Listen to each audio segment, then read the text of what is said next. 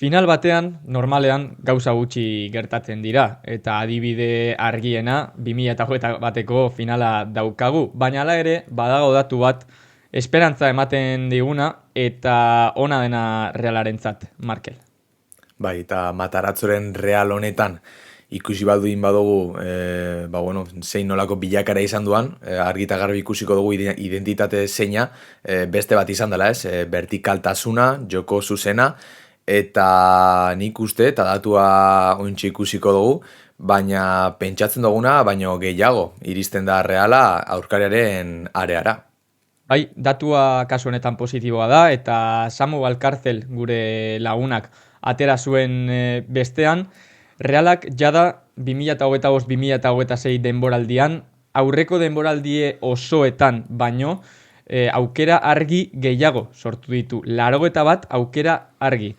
Hau da, Realak gehiago iristen da eta hobeto iristen da aurkariaren areara, eta hori final batean ona da, ze badakigu nolako bilakaera izaten duten finalak, lehenengo minutuak erritmo geldo batean, inok ez du nahi arriskurik hartu, baina partidua apurtzen den momentuan hor Realak mina egin dezake eta aurrean erakutsi duen vertikaltasun hori baliatu dezake. Bai, esaldi on bat daukazu hontarako, eta da sortea garrantzitsua dela, eta futbolian are gehiago ez. Baina sorteak lanean harrapatu behar zaitu, eta nik uste batzutan sorte hori ere provokatu behar dela, modu batera edo bestera, eta Realak argudio asko ditu sorte hori provokatzeko, eta azkenengo partietan ikusi dugu nola aukera asko lortu ditu izatia, eta egisa da batzutan gehiegi barkatu duela, baina nik uste Reala prest dagoela eta min egiteko argudio asko dituela Atletico de Madriden kontra. Adibidez, Levanteren partida hartzen badu kontuan, lehenengo zatian Realak 2 edo 3 gol sartu altzituen erraz, eta ez zituen sartu, gero hori kontrara etorri altzaizu, eta hori ez da gauza positiboa, baina hala ere hor dago, ez? Aukeren maiztasuna eta aukeren kalitatea. Datu honen bilakaera ikusten badugu, azken urteetan, adibidez 2023-2024 denboraldian, Realak 73 aukera argi sortu zituen, 2021 eta 2022 denboraldian 75 aukera argi, eta aurten marka hori jada hautsi du, eta aurretik 2023ko marka dauka.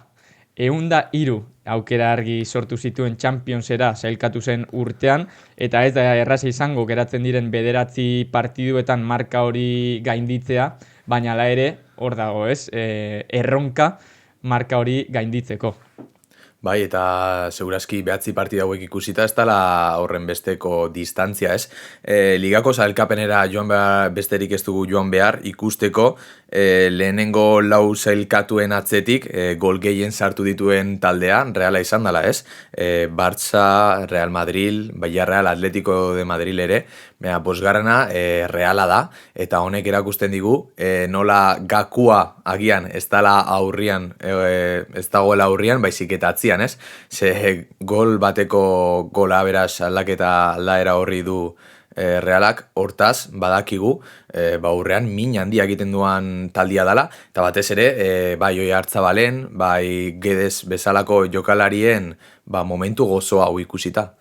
Bai, esan dezakegu Sergio Franciscoren lehen partidu horiekin alderatuta Realak hobeto erasotzen duela, modu gehiago erakutsi dituela erasotzeko, hau da, ez du erasotzen modu bakarrean, hau da, adibidez, eraso posizionalean bakarrik, baizik eta kontraerasora irtetzeko gaitasuna erakutsi du, baloiaren irtera beste modu bat egiteko eta horrek ahalbidetu jokalari gehiagorekin kargatzea area, hau da, nik uste dut, erraminta gehiago dituela orain erasotzeko eta jokalari gehiagorekin erasotzen duela. Kontrara, esan dezakegu, defentsan erakutsi dituen ahulgune horiek oraindik ez dituela guztiz konpondu, eta hori finalean ere gaizki datorkiola, nola ez, hori edozein partiduetan datorkizu gaizki, baina final batean are gehiago Atletico Madrid bezalako talde baten aurka.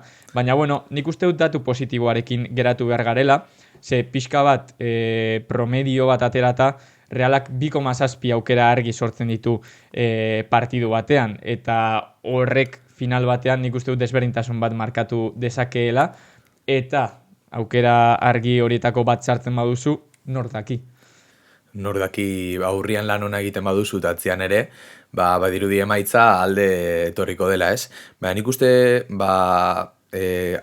aukera horiek sortzearen gakuetako bat ere, jokuaren pisu horretan datorrela, ez? Ikusten dugu nola talde batzuetan, adibidez, Osasuna aipatu ezakegu ante Budimirrekin edo Mallorcan Muritxirekin, golak orokorrian jokalari berak sartzen ditu, ez? Baina Realaren kasuan, datuak ikusita, esan dezakegu nahiko zabalduta edo nahiko distribuzio hori handiagoa dala, ez? Ikusten dugu nola Oiartzabalek, argi eta garbi, pitxitxe dala 12 golekin, baina gero bere atzetik, Gede 8ekin, Braiseikin, Carlos Soler 4ekin, horri ere 4ekin, Barrene 3.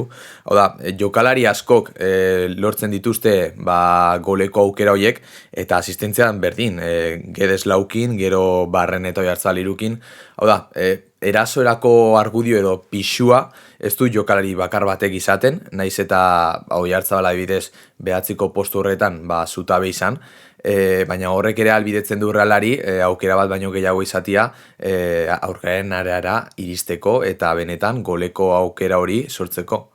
Bai, eta nire sentsazioa da batez ere Realak ez duenean lortu bere jokoa inposatzea edo guztiz eroso egotea partidu batean, hala ere hortzak erakutsi dizkiola aurkariari, eta adibide bezala jarriko dut Atletico Madrilen aurkako azkeneko partidua Metropolitanon, Atletico Madrid nagusi izan zen, eta aukera askoz gehiago egin zituen Realak baino, baina hala ere Realak 2 gol sartu zituen, gainera erreakzio moduan etorri ziren golak, area kanpotik iritsi ziren golak, eta horrek erakusten du taldea dinamika batean sartu dela, non badakien aurkariari mina egin diezaiokela eta erraminta ugari dituela, ez? Azkenean deno dakigu Mikel Oiartzabalek ze kalitate daukan golak sartzeko, baina agian ez dugu hori ikusi beste jokalari batzuetan, esate baterako Barreneren zenbakiak azken denboraldietan nahiko kaskarrak dira, eta kontziente izatea jokalari horiek agian erraztasun hori ez dutenak gola sartzeko mina egin dezaketela eta, arean beti izango dutela norbait mina egiteko ere, garrantzitsua da, eta nik uste dut 90 minutuko partidu batean edo 120 minutuko partidu batean desberdintasun bat markatuko duela.